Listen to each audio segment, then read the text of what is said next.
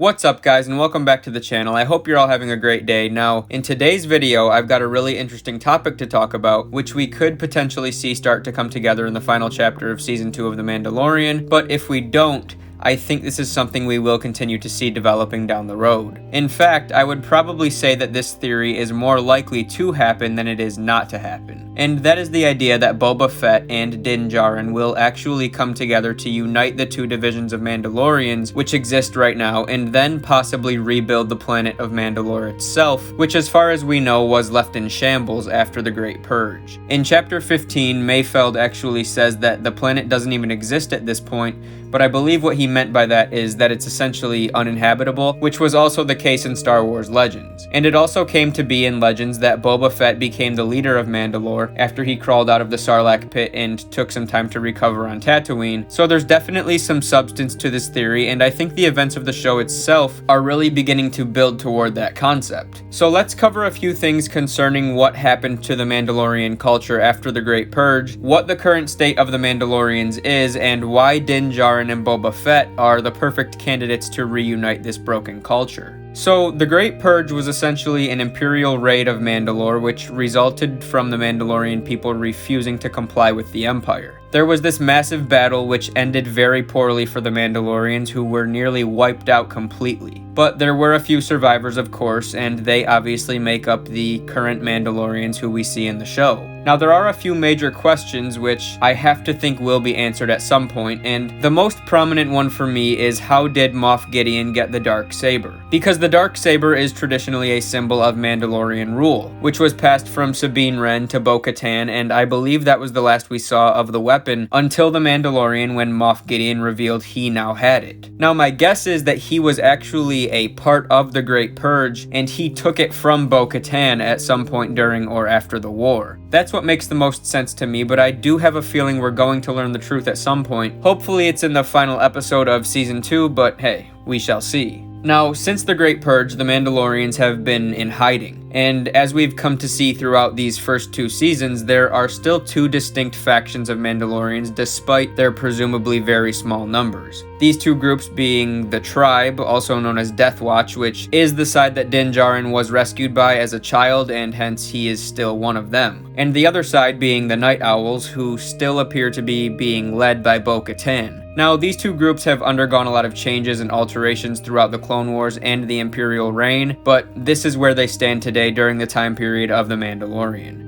Boba Fett doesn't appear to be associated with either side, but he dons the Mandalorian armor, which Din Djarin actually approved of because his father, Jango, Boba's father that is, was indeed a foundling, which again was a concept from Legends, which they have now brought back into Disney canon. So I think the implication here is that, particularly when it comes to this story, they're going to be pulling a lot from Legends and aligning the Mandalorian history with what we previously knew to be true. And this would imply that Boba will play a key role in reuniting Mandalore. And let's also consider Din's journey through Season 2, because I think a logical evaluation of what's been happening here so far sets up a pretty clear path for Din along with Boba to find this middle ground between the two sides. Din is currently on the side which refuses to remove their helmets at all costs, but over the course of this season, he has come to learn that there is another group of Mandalorians who frequently remove their helmets and who also have just as much, if not even more, right to call themselves Mandalorians. And this last episode is what really changes everything. I think Mando choosing to remove his helmet and break the most sacred rule of his creed, regardless of his reasons, shows that his beliefs may be evolving. Yes, he did it to save the child, who clearly means a great deal to him at this point,